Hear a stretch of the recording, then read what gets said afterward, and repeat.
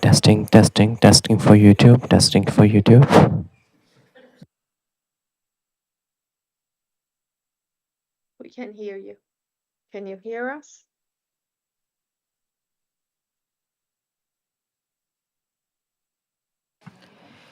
We are able to hear you, yes. Can you hear us now? Yes, perfectly fine. The meeting isn't live yet. That's why you're not able to hear us. And there is one delegation and a few items of business before you start. So if you want to pop your camera off and your mic off, and then we'll let you know when you're up to present. Sounds good. Thank you.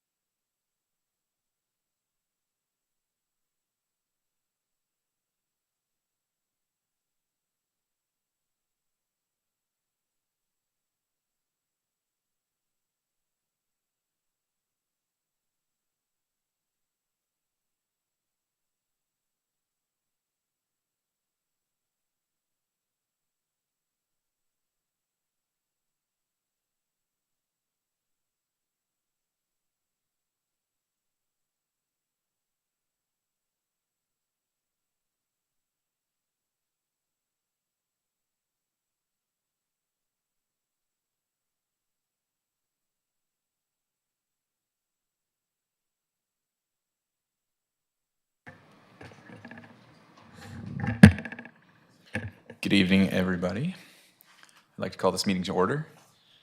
To start, the committee would like to acknowledge and recognize that we work, live, and play in the city of Port Alberni, which is situated on the unceded territories of the Sechot and Hupetcheset First Nations.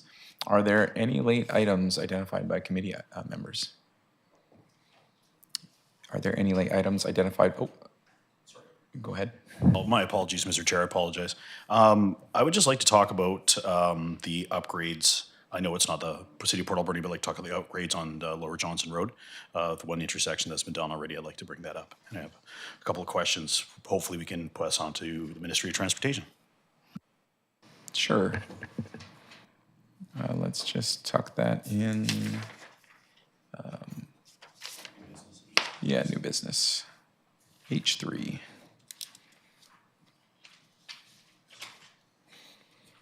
Okay, and are there any late items identified by the corporate officer? No late items, thank you. Notice that this meeting is being video recorded and live streamed on YouTube. Can I get a motion that the agenda be approved as circulated? Moved by Councilor Bertola. Oh, as amended, thank you. No, correct. No, you're correct. Moved by Councilor Bertola, seconded by Councilor Mealy. All in favor? Motion carries. And adoption of minutes. Can I get a motion? Moved by Councilor Mealy, seconded by Councilor Patola. All in favor? Motion carried. Public input period. Is there anybody who would like to step up to the podium and present something to council? Seeing none, we will move on to delegations. Port Alberni River Float Co. Come on up.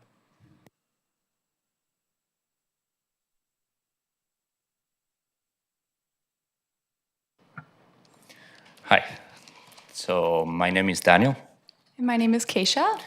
and we just came here to propose our business idea, which we are planning to be called Port Alberni River Float Company. We would like to be a seasonal tubing and shuttle service operating on the float on the Somas Stamp River. Our idea will be to run from the months of June till August, and we are planning for it to start on the 2027 year. Our business idea, we are planning to set up on the Clutesi Haven Marina. This is all, of course, pending approval. And we would like to have the drop-off area being the Port Alberni Fish and Game Club area. From there, have the pickup area being the Paper Mill Dam Park, where we will pick up everybody and bring them back down to the marina. Some key points we'd like to mention are safety and compliance. All rentals would include life jackets, and we'd highly recommend their usage. Staff would be trained in first aid and would have stocked first aid kits. There'd be daily river checks to make sure that the tubing is safe. We'd also like to partner with First Nations, since we are aware that we would be operating on traditional territory, and want to acknowledge that and receive approval from the First Nations community. We'd also like to partner with the Fisheries Department to ensure critical salmon habitats and spawning are not negatively impacted by our operation. This could mean shutting down early certain summers to commit to our sustainability. Lastly, we'd like to partner with Port Alberni tourism bodies to demonstrate alignment with city priorities, one being economic and tourism development. Our sustainability commitments include that we will have a zero alcohol policy in place, so no alcohol on the shuttle buses or while tubing. We'd have a leave no trace guideline and litter bags available. There'd be no single-use plastic sold, and we would like to host seasonal river cleanup events. So we will be looking for the approval from the city to be able to set up some safety signage at the Paper Mill Dam Park area, where everybody will be getting out of the river for safety purposes. And then we will also be seeking for advertisement and signage set up, that to be set up probably, I'm assuming, at the entering Port Alberni or at the marina, for people to familiarize themselves of where we are at and where we are. Anyways, and of course to be able to use the shuttle buses in the areas that we are proposing to run the business, and that's. Thank you for your time. Any questions? Committee, are there any questions? Councillor. Pending approval, it would be the Fish and Game Club. Okay. If they would allow it, of course. Yep, okay. Yeah, so at this point, we are, Early days. so we would just like to see that we have the approval and to be able to just keep doing research and moving on with the idea. This is our first step. Yeah, thanks. I think this is a great idea, especially the concept of exercising controls around the tubing that occurs on the river already. And I don't mean controls in the sense of stopping anybody else from doing it, but just the intelligence of, the lack of garbage and safety issues and things like that. So I think it's a great approach and certainly promotes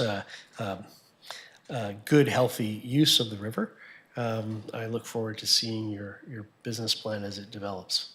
Okay. Thank you. Thank you. Anyone else? Councillor Mealy. Thank you, Mr. Chair. Thank you very much for coming today. Really appreciate it. It's something that has happened in this community before. We've seen an old yellow bus with a whole bunch of tubes go out and bring people out there. So it's been a few years since we've seen that. So I would definitely support this in principle to start, just because the more people on the river that can help out clean up as well and more organized is always good. So yeah, just for more users to enjoy that river run, which I'm pretty sure everybody has. So so thank you for coming today. Look forward to, as Councilor Bertola said, seeing how this develops. Awesome. Thank you. Thanks so much. Thanks so much for being here. Yeah, and I agree. It's a really exciting idea. And so, yeah, thank you. Okay. Anyone else? Yeah. There you go. No? Anything Okay. else? All right. Yeah, thanks so much. Thank you very much. Thank you. Should we shut this off or? Yeah, you can turn that off. Thanks. Moving on to Dr. Bryn Crawford and Dr. Sepide Pakpour from the University of British Columbia. Come on up, please. Thank you very much. I'm They're calling in online. remotely They're here. online. Come on up online, I guess. Am I coming through? Am I coming through? Yeah, yes, you are. Yeah. Fantastic. I'm attempting to turn my camera on here, but for some reason it's not turning on, so apologies for that. And I'm not able to share my screen at the moment. Do I need to wait for someone to give me permission on that? I am not sure. Oh, yeah, staff's working on it. Okay, thank you very much.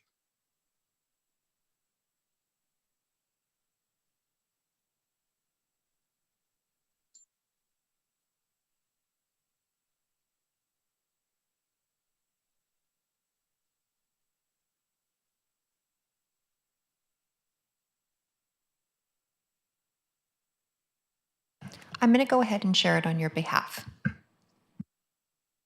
Sure, sounds very good. Thank you.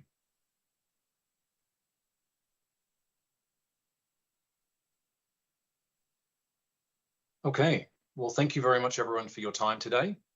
My name is Bryn Crawford, and I'm a research engineer at the University of British Columbia. And today it's my pleasure to present to everyone here an initiative that I'm planning with a team of researchers at UBC regarding plastics and microplastics specifically on advancing the state-of-the-art knowledge in airborne transportation of microplastics, which we're hoping to do in partnership with the Port Alberni and Alberni Clayoquot Regional District. So the point of today's presentation is to let the council know of our intended activities in the area, and we look forward to giving you updates on the successful funding application that we'll be submitting to NSERC and the results of the project as they develop. A note as well is that this funding program from NSERC requires no cash contributions. So this isn't an ask for any money today. This is simply a statement of our intent to perform research in your area. So for today's presentation, I'll give a brief introduction to the institute leading this work, a bit of information about the background and motivation to the research and how we're advancing the best practices in microplastics management. And then we'll talk a little bit about some of the project details and intended outcomes. I have listed a slide with respect to asks. However, I've since learned that the facilities and staff involved in this project are actually under the jurisdiction of the Alberni Clayoquot Regional District. So there'll be no resources committed from the city. But I would like to thank Pat Deacon, the Economic Development Manager, for all of his help in getting this off the ground. If we could move to the next slide, please, that would be great. So to just give a minute or two to talk about the institute leading this research, which is the institute I work with. This is the Materials and Manufacturing Research Institute, or MMRI. This is a group based at the Okanagan campus of the University of British Columbia, where I'm based in the beautiful Okanagan Valley. And it's a bi-campus initiative partnered with our Vancouver campus, acting somewhat of a front door for the university to the broader community. So part of what we do is perform outreach into the broader community, understand what kinds of technical challenges exist from various stakeholders, and then we do the classic work of building the teams and applying for funding to conduct that research work. And our real goal here is to expand collaborations with the broader community and keep those collaborations alive and well, in order to advance best practices in research that are applicable to that community. And the next slide, please.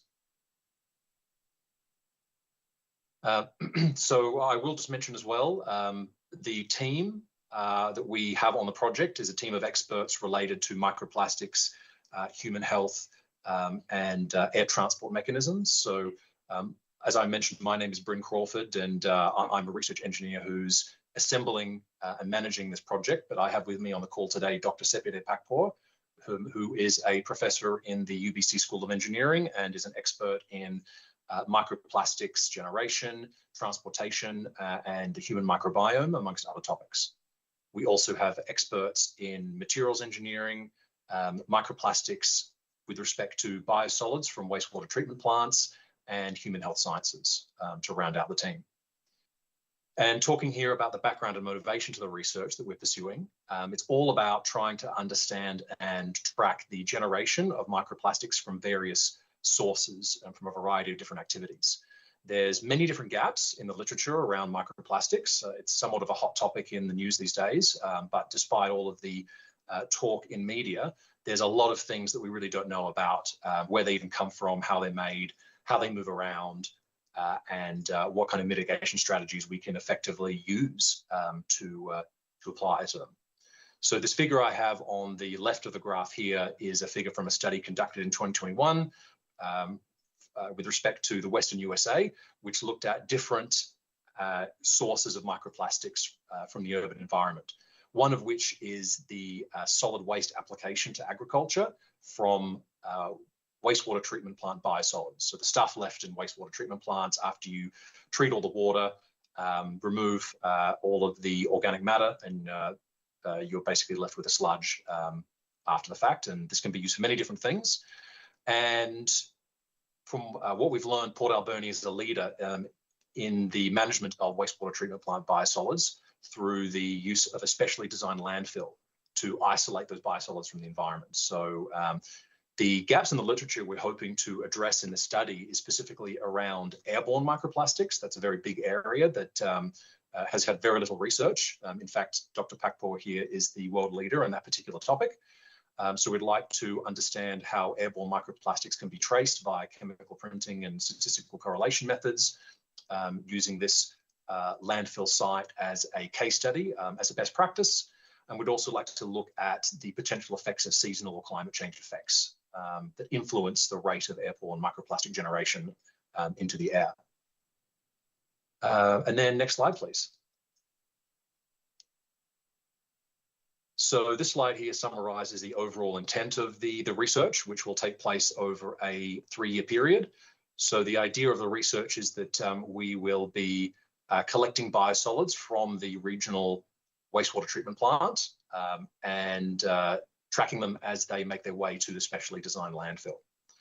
So throughout the research, we will be not only collecting those biosolid samples and removing the microplastics that's contained within them and characterizing those, but we'll also be taking air samples from the landfill site itself and nearby areas to see how the plastics we detect in the biosolids may become airborne and get transported by wind and the air across a variety of distances, between a couple hundred meters to about a kilometer, to understand those transport mechanisms. Those microplastic distributions will be isolated and characterized, and they'll also be introduced to some human tissues to understand their fate. And that helps us understand and design mitigation strategies as to what kind of fate that those microplastics have within the human body and what kinds of considerations we need to make with respect to different treatments that can be made and risk factors involved. So all of this will allow us to develop best practices in air sampling techniques, understand and model how microplastics are moving through the air, and provide recommendations to municipalities across Canada and globally generally about how to best manage biosolids generated from wastewater treatment plants in the context of mitigating microplastics. Given that currently municipalities around Canada and the world use biosolids for many different applications, and we'd like to help them and our other partners in our network better understand the potential impacts of this. And then the next slide, please. So as I mentioned before, I titled this as an ask, but have since learned that the resources and facilities that we need access to will be provided by the Alberni Clayoquot Regional District. So apologies for that. But just to summarize what we'll be doing exactly is within the region, we'll be sending some students beginning in later this year, around the August, September time, to start collecting some air samples from the landfill site itself, collect the biosolids and around the landfill at greater distances, and that will be continued over the course of about 2 years. We've already been in contact with Jenny Brunn, the General Manager of Community Services with the Regional District, who will be providing us access to the landfill and access to the biosolids, and she's agreed to attend our annual steering committee meeting, or about 5 to 8 hours per year of time commitment to help us continually guide the research as we share updates with her on that. Another development that is not included in this copy of the slides is I've been in contact with I'm just going to get the name here, Ken Watts, the elected chief councillor from the Seshat First Nation community, to also provide us access to their site, as from what I understand, they're adjacent to this specially designed landfill facility, to understand how the activities of the landfill can interact with the activities of those First Nations members in various commercial and non-commercial activities in the area. And then we're working with these partners as well in disseminating and sharing the project outcomes at relevant scientific and civic conferences and workshops to make sure that we spread the word on best practices for managing these biosolids. So that's the end of my presentation. Thank you very much for your time. I hope this has been informative, and looking forward to any questions you may have. Yeah, thank you very much. That was a very informative presentation, and I'm glad to hear that our community is able to be a help to your important research. Is anybody? Yeah, Councillor Mealy. Thank you, Mr. Chair, and thank you very much, Mr. Crawford, for your presentation today. Just wanted to ask a question because we're talking about transporting to a specifically designed landfill. Is that something that's going to be in our area, or are you transporting out of town? So the biosolids, as I understand, the biosolids from the wastewater treatment plant in the region are currently transported to that specially designed fill that already exists. So there's already procedures in place for that. Our involvement will be to intercept some of those biosolids and take them back to our lab in Kelowna to extract those microplastics and see the nature and size and shape and chemistry of those microplastics, and then use that information to characterize and correlate with what we find in the air. Because if there are any microplastics in the air, they may not be related to the biosolids, so we need to kind of do both to make the comparison. Anyone else? Yeah, Councillor Haggard. Thank you, Mr. Chair. Thank you for the presentation. I find this project extremely fascinating. And I don't know if you've met Jenny yet, but she's this fantastic staff member. We really enjoy working with her. I guess my question is, after all your research is done, are you going to be able to come to us with some kind of report of your findings? I would just be interested Yes, to very hear good what the question. final results are. Yeah, that's a very good question. Thank you for that. So our intention is very much to provide the council with a presentation at the conclusion of the project to show our findings, both in terms of what we've discovered with respect to the scientific gaps, but also recommendations on potential mitigation strategies and next steps in research, which we'd very much enjoy continuing that research partnership with, both with the city and the regional district on advancing that. Thank you. Anyone else? Okay, well, thank you so much for that for your presentation. We appreciate you being here. Thanks. Thank you very much for the time.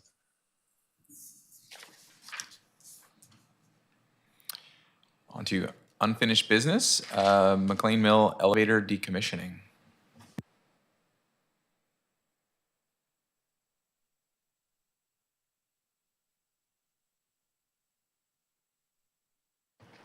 Good evening to the chair and committee. The purpose of this report is to request council direction to decommission the elevator at the McLean Mill National Historic Site. A little bit of background: on June 23rd, council approved $50,000 from the McLean Mill Reserve for immediate safety upgrades. These included such items as safety improvements to the viewing deck of the sawmill, removal of the train platform, fencing around the sawmill and green chain, lock upgrades to limit unauthorized access to some unsafe areas, and general safety-related repairs and cleanup. This was followed on July 9th with a site tour by council administration to point out the challenges of keeping that site safe and to give council an opportunity to view the safety items. The elevator itself was installed approximately 10 plus years ago, and it's been rarely used, and in fact it's been locked out for the last 2 years due to safety concerns. Safety fencing that's proposed on the viewing deck will also prevent access to the elevator due to safety concerns with the deck and stairs around that. However, I'd like to point out that the areas that are going to remain accessible to the public in the sawmill are also accessible for all folks. Staff anticipate a potential annual savings of $2,000 a year in elevator maintenance and permitting. The official recommendation is that the Committee of the Whole recommend that Council direct administration to decommission the elevator located at the McLean Mill National Historic Site. And with that, I'm happy to answer any questions. Thank you. Are there any questions? Councillor Mealy? Thank you very much, Mr. Chair. Appreciate that. I just want to give an opportunity to see if this affects the leaseholder in the area at any point. I see that we have somebody here on behalf of the Chamber of Commerce, and I just like to know if this will affect what they're doing out there at any point, and I just want to make sure to get that out in the clear. Yeah, is the committee okay with that? If Jolene approaches? Yeah? Sure, come on up, Jolene. Good evening, committee. Jolene Dick, CEO, Alberni Valley Chamber of Commerce, operators of the McLean Mill National Historic Site. I asked my team, we see no issue with this. It hasn't been used in years and doesn't impact the service and programs that we're providing. Okay, thank you. Councillor Haggard. On the tour, I think most of us didn't even know that there was an elevator there. We don't know why it was even put in there. So I would like to make the motion or recommendation that the Committee of the Whole recommend that Council direct administration to decommission the elevator located at the McLean Mill National Historic Site. Moved by Councillor Haggard, seconded by Councillor Mealy. And are there any questions or comments?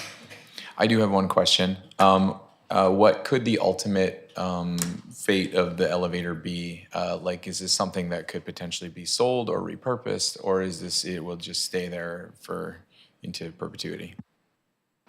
Thank you for the question. I'm not sure what the market is for elevators. It is kind of a smallish elevator that's probably closer to like a dumbwaiter style. That being said, when things sit unmaintained, they seize up, and it may not have very much value, but we're happy to explore anything.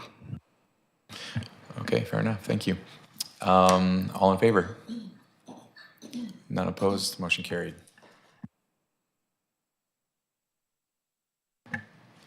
Thanks. On to new business, financial planning policy.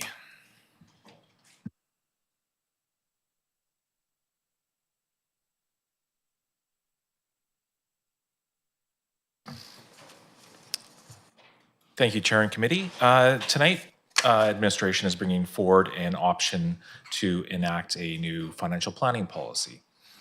By providing a financial planning policy, it allows both council, the public, and administration to follow and ensure there's some guidelines as far as what we do. We are not required to have a financial planning policy, but what we are required is to follow the community charter as far as providing the opportunity to have public engagement and complete the financial planning process before May 15th of every year. A policy provides, exceeds the current provincial requirements, but it does allow for the organization to support fiscal discipline, sustainability, and in our decision-making processes, and a standard that allows us to ensure that the information we're bringing forward is consistent and is something that our elected and public understand is coming forward in a time frame or in a certain manner. So when we look at the implications, implementing a financial planning policy will support the timing of that financial planning process, which we have been advancing as far as bringing forward information for the financial plan to allow for a better debate and discussion on items within the plan. Last year we started in October. We do plan to bring forward any financial planning implications throughout the year and as they occur. But as far as getting the financial planning process for the upcoming year, we'd like to see certain things completed in the timelines listed in the financial planning policy. It also allows for us to state that we expect full cost implications, timelines for amendments, and then the financial plan details that we currently are providing with the inclusion of the not the asset management, but the amortization, of our assets within the financial plan. And also with the ability for us to have a communications standard also that provides that transparency on a website and continue to grow that information that's also provided through the meetings, also included in the website, and having that moving forward would be a standard that we would set. When we look at the policy, I draw committee's attention to budget preparation and adoption, and within there, we are attempting to prepare administration at this time to have this standard. But if the committee or council would like to see anything different, obviously we can amend what's within here to meet the desire of council to seek the information that you need in a timely manner. So right now, the timelines for the recommendations that we have for the operational levels of service is to have all changes proposed from the current financial plan that we adopted for this current year provided to the committee by the end of October. When it comes to capital, we also have a timeline to have that completed and any amendments to the committee by September. So we have the ability to review and then amend the plan. And then when we look at the years 2 to 5 of the financial plan, we would include anything that would be made as far as amendments to the current plan brought forward by the end of the year, essentially. So these components will allow for that adjustment or changes before we start the year, which I think is important because we did identify that as a challenge this past year. And as we look at financial plans moving forward, we want to ensure that the details that are provided and any changes that are made are fully approved through the committee and council, so that it's very clear and transparent how we got to the changes in the financial plan from where we currently are. I think often we hear, how did this change, or why is this going up here? I think it's important that administration provides that clear detail on how that changed, whether it's from collective agreement, or we're seeing increases to supply or contract, just that clear transparency line by line. And I believe the changes that we made with the levels of service and combining all the items for each function within the city clearly identify the costs and break it down a little bit further than our traditional ways. So this policy is in alignment with some of the practices that have changed, but having a policy then gives that support to council and administration moving forward in the expectations. So with that, I hand it back to the committee if there's any questions or any concerns with the policy as written tonight. Thank you very much, Director McGifford. Are there any questions or comments from the committee? Councillor Mealy. Thank you very much, Mr. Chair. Thank you very much. Mr. McGifford, appreciate this. I really like a little more structure. The one thing I do like too is the city will establish a 10-year long-range financial plan for capital expenditures. So we can really look past the 5 years and go with a 10-year and have a little more structure. So I appreciate that. So thank you very much. Thank you. Would somebody like to make the recommended motion? Yeah, go ahead. Thank you, Mr. Chair. I move that Committee of the Whole recommend Council approve financial planning policy number 3002-10. Moved by Councillor Mealy, seconded by Councillor Haggard. All in favor? Opposed? None opposed. Motion carried. Thanks. On to Alberni Valley Continuum of Care Coalition.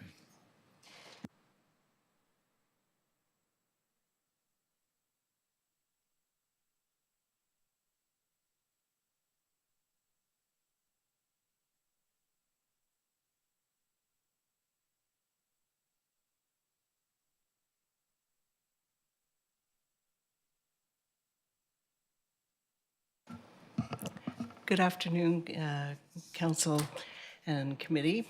I'd like to introduce my partner on the Continuum of Care Coalition, Marcy DeWitt, and I'll let Marcy introduce herself. You have to turn the mic on.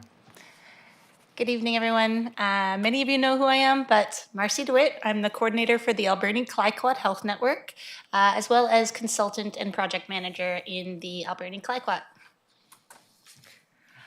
So we do have a bit of a presentation for you today on the Continuum of Care Coalition and that shared work that we're taking on between the Alberni Clyquot Health Network and the City of Port Alberni.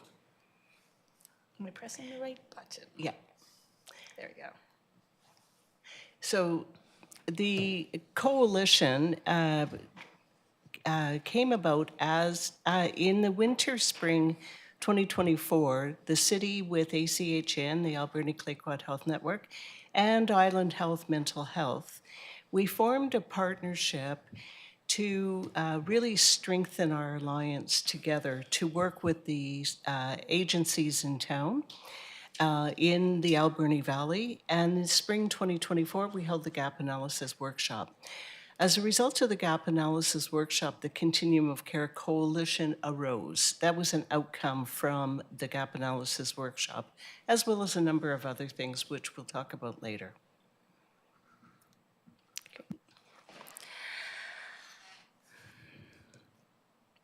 So just giving you a quick kind of summary of what happened with the Gap Analysis Workshop. We did some pre-surveys as well as some looking at data throughout the region to present to folks and try to get together a really good planning session with a good variety of service providers in the area. And before we even started, we came out with some really top of mind priority areas. So these were all the current pressures that service providers had identified prior to the meeting. We heard some of the things that were working quite well throughout the region. So really looking into partnerships and collaborations, obviously passionate individuals, and that community engagement that is present in the Alberni Valley. But then also looking at those big challenges that are faced in community. So we wanted to make sure that there was some action items and some mechanisms to continue looking at some of these more challenging areas.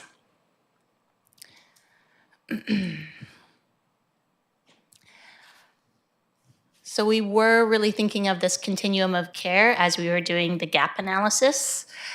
We heard from folks what was working and what opportunities there were to really look at how we can provide a better birth to grave kind of experience around health, social development, and just the overall building healthy communities in the region. Some of the biggest things that came out of that was participants themselves defining the continuum of care and ensuring that we were on that right path, that accessibility, support throughout the lifespan, as I mentioned, and just that ability for services to integrate and collaborate were present.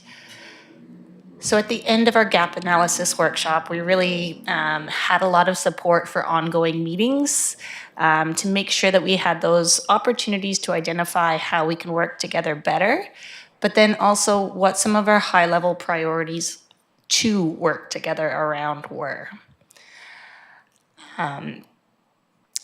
For the Alberni Clyquot Health Network, this was a great opportunity. This is something that we do very well with our West Coast communities. It's been something that we've been doing with other smaller networks within the Alberni Valley on an issue-focused kind of basis. But we have been looking for opportunities to do this a little bit better within the Alberni Valley. As some of you know, I know Deb knows, we've worked very closely with the coalition on the West Coast to ensure that things like the BC Transit system has been implemented. So ensuring that we're bringing decision makers to the table, as well as bringing information to decision makers around some of these big ticket items that we can ensure are being focused on to increase health and wellness in our communities. And while transit might not be the most intuitive piece, it provides access to food, education, healthcare, and a variety of other, employment and income generating opportunities for folks. Also does a lot for housing in a region that doesn't have great affordable housing. So we really quickly kind of pivoted and recognized that we needed to be talking about social determinants of health with this group. Looking at what are some of these big picture items that are really impacting the work that we're doing collaboratively and the work that we want to be able to push forward. So that's very much where I've been coming in, is bringing in some of these bigger frameworks that we work on with the Alberni Clyquot Health Network. And then also doing some brainstorming around where we align. So we have the social determinants of health, which some of us know are like housing, education, there's a variety, social connections, and then we also have the structural determinants of health. So we've been talking about that a little bit within this group. What are some of those power relations? What are some of the big things in our region, like equity and racism, that we can work on collaboratively? So kind of taking that bigger lens, what are some of these key hot topics? So with those kind of ongoing presentations and just discussions within our group, we've really been looking at what are those gaps that we're seeing and what are the opportunities for us to work better together. Where are some of the possibilities for us to bring forward shared data and a shared collaborative will to push forward, issues within the region? Trying to keep track of all the buttons here. Um, So we're really focusing in on zooming in and zooming out. We're looking at that data at that individual level, but then also going up to that public policy level. What can we bring to you folks to advocate for your region? What are some of these top priorities?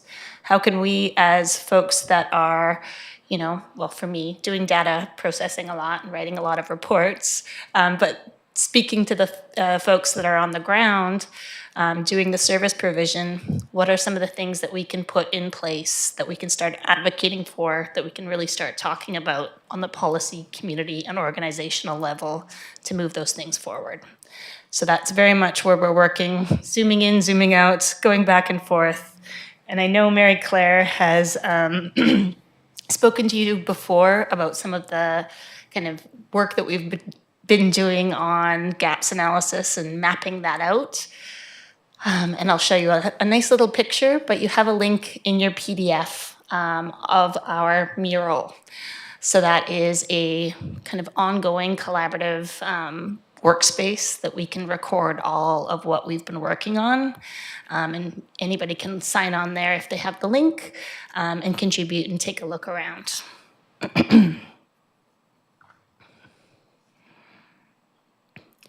So one of the big pieces, as I identified, is that idea of building healthy communities.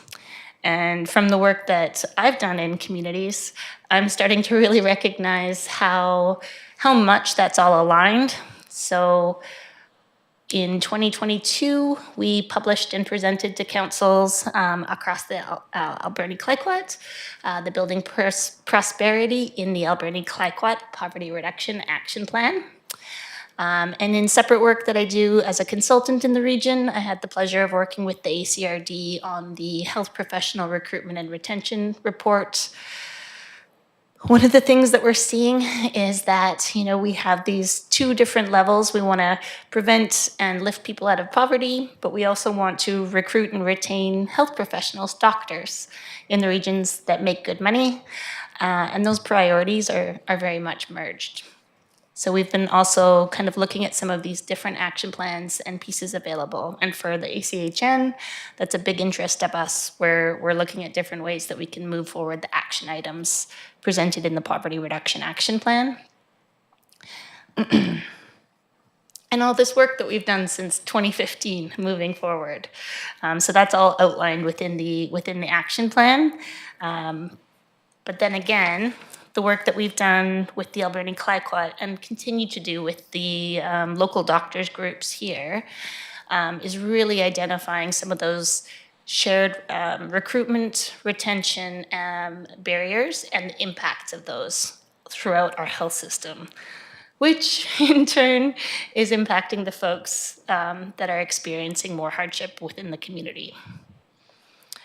So really looking at different ways to assist and kind of ending those cycles, because we're seeing it really being cyclical throughout communities.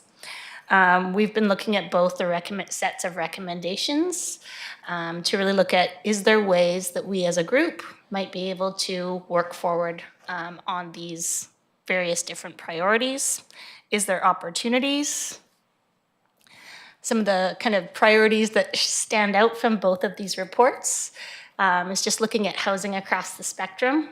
I know we do really, really good work focusing in on, one area of housing for a little while and then another area of housing for another little while, but having that ability to work cohesively across, even a housing authority.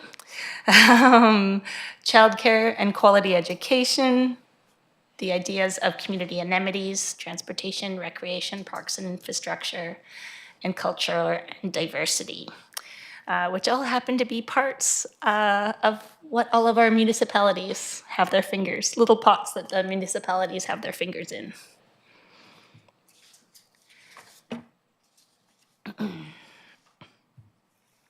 So really moving forward, we're taking some of these bigger concepts, taking a little bit of time to bring it into the group and work well with the folks that we have attending. Also making sure that we have the right people attending to make these kind of prioritizations and start doing that planning. But we're just kind of slowly moving this forward with building trust and relationships, but also slowly identifying these nice kind of systemic pieces. So the structural determinants of health that are outlined in this tree diagram on our mural, as well as the kind of more visceral community services gaps and needs that we've outlined in other areas of the action plan.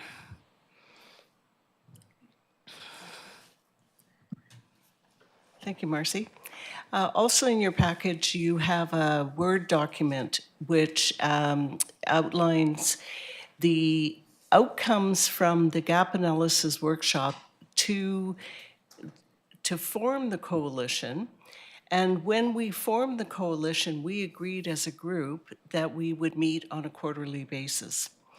And so you also have this document that, thank you, Sarah, that's pulling it up.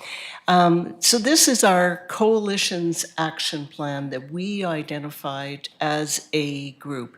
There's about, at any given time, there can be 15 up to 30 people attending the coalition meetings, and they come from a broad spectrum of services.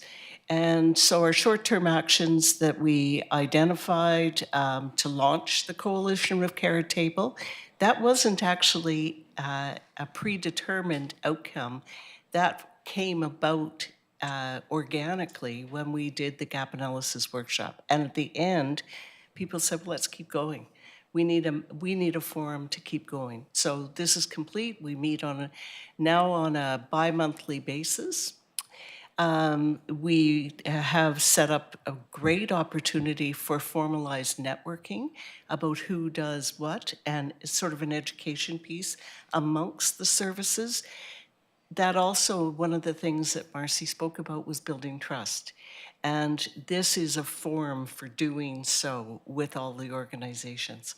Our medium-term actions items, we've developed a visual map, which was that lovely mural diagram with the tree, and then there was out looking into a visual map. I reproduced that into a Word document as well because it's a little harder to read, and so that's on the following pages. So our medium-term actions items that we're continuing to work on, and our long-term strategies, medium and long-term, as well as our long-term strategies. So these are items that we have identified over a period of time, but with no specific when will this be done, because it also took a while for the group to come together. If you could just go to the next page, Sarah, just to give an example.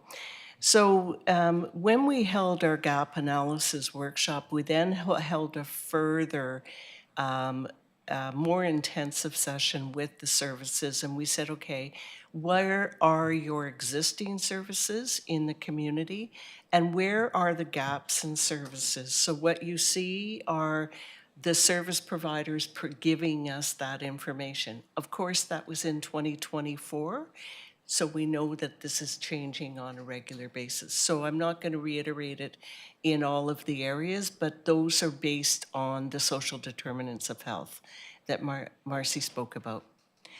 So at this point, we'd be happy to entertain any questions. Are there any questions from the committee? Councillor Haggard. Thank you, Mr. Chair. Thank you, Marcy, and thank you, Mary Claire. I was honored to attend a couple meetings, but I did miss a couple due to conflicting scheduling. But I really appreciated the work that you do, and I'm happy that you identified the gaps in services. And you also mentioned overlap of services. We're very fortunate in our community. We've got some extremely valuable and wonderful service providers, but nobody wants to let go of their little piece of the pie. So you might have 3 service providers providing the same service, where I think it would be more efficient if one person did one thing really well, then the next person would do one thing really, really well. Was there any conversations along that lines? I think that there's certainly a lot to be said about ensuring that there is a lot of cost savings and folks are providing the best service for the funding available. But I think, especially in this community, I think we do also know that there is a lot of need for multiple doors that fit different people's needs. I think that we've already seen that in the housing, emergency housing in this community in the past. And I think that that is something to keep in mind as well. So we haven't had a lot of talk about reducing or looking at the duplication of services at this point, recognizing that there definitely is, there's a need for many doors so folks can access service that fit their needs. Thank you. May I ask one more question? I was wondering if moving forward, we've identified gaps in services. So now I'm wondering if we could start having some conversations about solutions and who's going to try and fill in those gaps. This is where we were exactly when we had our last meeting. And it took a while for the community to come together. And, but we had a very fruitful discussion about going to UBCM, for example, with a specific project or a specific ask and advocating for that. And so this is where we are now, and we're formulating who then would do that and who would be the lead on that. Councillor Patola. Thank you, Mr. Chair. I find this report very helpful for identifying all of the gaps in services, and it seems to me that most of those gaps, for the greater part, it's a big report, so I can't paint with a wide brush, but for the greater part refer to social determinants of health and where we can assist in those social determinants. What I don't see so much, and perhaps because it's just philosophically a much greater need, is the structural determinants of health and how to affect those. Perhaps that is just a question that should only be resolved over glasses of wine by a fireside at the lake. But one of them that I noted was a fair justice system. And so I wonder, when we get into the structural determinants of health, I think we get into a process of definition. And I guess my question is how, if at all, and perhaps we're too early in the process, but there's a plan or a process for determining whose structure is the one that is preferred.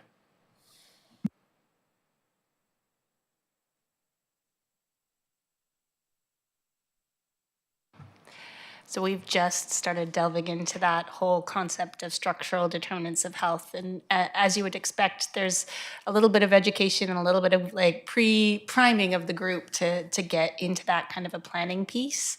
So the in-depth conversations, they're ongoing.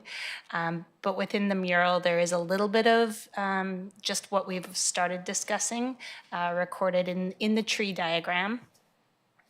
And I think one of the things that whenever we're doing this kind of big planning, when we're looking at a lot of different gaps and opportunities and identifying of priorities, that I like to focus on is where do we have the time, the resources, and the champions that can put this and move this together. So I think as we're discussing these, making sure that we have this live canvas to record what's being said and identified so we don't lose any of those. But when we're talking about moving forward any of these priorities, not necessarily identifying based on what's most important, but where we can actually see some momentum to, again, help build that trust and relationship within the group as well. So we might see some smaller opportunities first, but yeah, the structural determinants of health are certainly going to be they're a big priority, but they're also a bigger challenge. Yeah. And Ms. Mascotte pointed out that the mural of the tree is a little bit difficult to read in the condensed form that we get it on our screens. I would really like to see all of the different tabs that are on there and the post-its that are on there. Is it possible to get a larger version? You can click on the link on your PDF, and you can actually zoom in and zoom out on the website. Fantastic, thank you.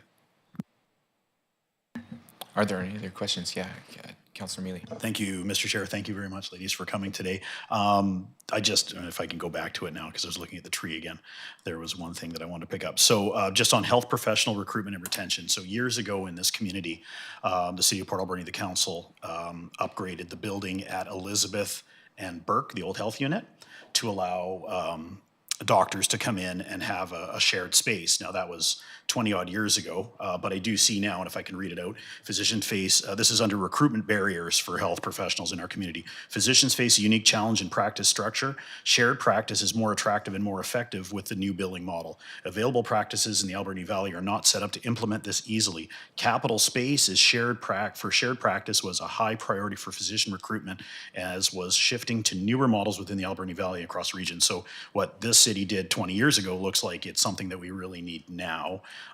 So is that something that we as a council or the city should be looking at again to find maybe a building within our community or more? And again, housing is also one of those conversations we've had about doctors and bringing them in. But is it something that this council should be looking at again, is to see if there's a building out there and allowing shared space for physicians to come to our community?